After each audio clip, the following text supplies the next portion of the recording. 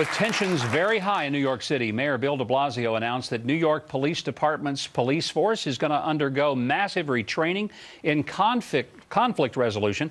That's after a grand jury decided not to charge the white New York City police officer in the chokehold death of Eric Garner, a 43-year-old black man who was resisting arrest for illegally selling loose cigarettes. Critics accused the mayor of fanning the flames after de Blasio said that centuries of racism led to moments like these. And he fears that his biracial son could become a victim of police brutality. PBA President Patrick Lynch said the mayor is throwing cops under the bus. We shouldn't be teaching our children that they should be afraid of New York City police officers, because we are the ones. We too are fathers and mothers who go out in that street. We are the ones that are protecting our children, your children, all the children, from the criminal elements. That's who our sons and daughters should be afraid of. Elie Mystal is managing editor of Above the Law Redline. This week he wrote an opinion piece criticizing police officers for not speaking out against excessive force. Elie's a frequent guest on our show. We love having him and delighted to have you back, Elie. Thanks for being here. Thanks for having me. You know, this is such an important topic. You wrote about it very passionately. But when you see de Blasio saying that he is more afraid for his son being beaten up by the cops than he is by maybe being the victim of a crime, is that over the top? No, I think it's exactly right. I'm 300 pounds and black. I'm more afraid of being beat up by a cop than I am of being a victim of a crime in my neighborhood. I mean, and it's not. And I think that if we don't like that answer, if we don't like that to be the case, then I think it's on the cops to make me not feel that way, as opposed to on me to magically feel like the cops are my friends when I have so much evidence that they're not. There are more minority cops in New York than there are white cops. Mm-hmm. Why would you be afraid of the cops? Is it because of this incident, or is it bigger than that? Two reasons. One, who says that black people can't be racist against other black people?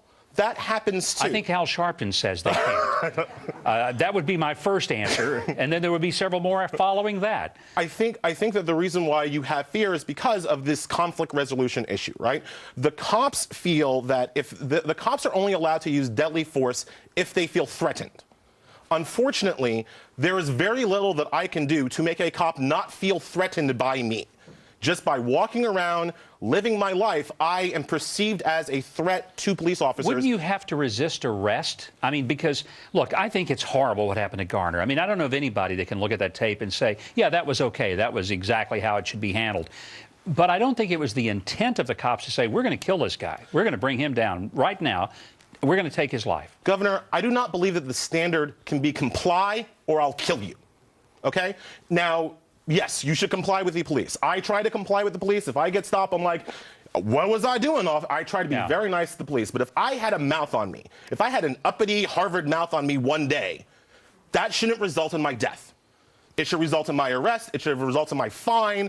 There are lots of other things that can happen to me besides killing me, besides brutalizing me. Understand, but even in that, they didn't pull a gun on him. They didn't tase him in the face and kill him.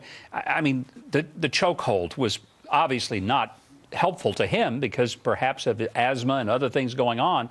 But I don't think anybody has suggested that that was their intent. Well, here's the thing about the grand jury's decision, why I disagree with that. The grand jury did not have to find that the cop intended to kill him. They had to find that the cop intended to choke him. And once they found that the cop intended to choke him, which they did, which was pretty obvious, the medical examiner tells us that the choke led to his death.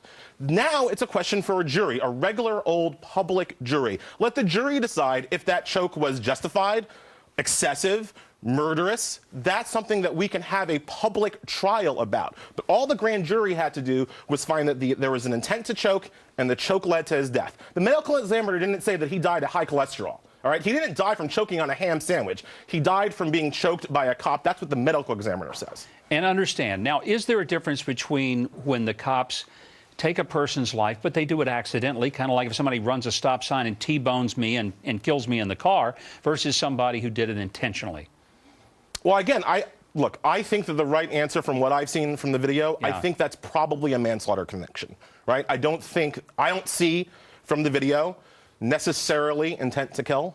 malice aforethought, it's called in the law. But again, I would like a jury of my peers to decide that. What I see as manslaughter, maybe they would see as murder, maybe other people would see as justified. But again, we have a public way of figuring this out, and that's not a private, closed hearing where the witnesses, like the cop, doesn't even get cross-examined over his own past. I mean, one of the reasons why people don't understand this, they see the criminal trial and they understand that a lot of times defendants don't take the stand in their own defense.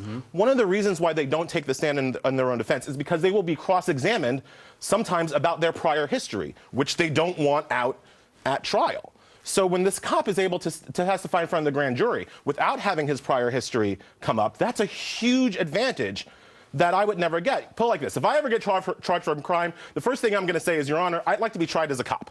Hopefully, we don't ever have to try you. I don't think you're going to do something like that. Ellie, I appreciate your perspective, and I'm always happy to have you here. It's a delight to have you. Thank you so much for having me. Your candor is refreshing, and we thank you for coming. Thanks. Well, coming up next, we'll get a different perspective from Officer Brian Willingham. He's a black police officer from Flint, Michigan. And then later, the Obama administration is forcing a group of Catholic nuns to provide contraceptives or pay huge fines. Next week, these nuns are going to go to court. We'll have a little preview of what's going to happen. Stay with us. That's coming up next.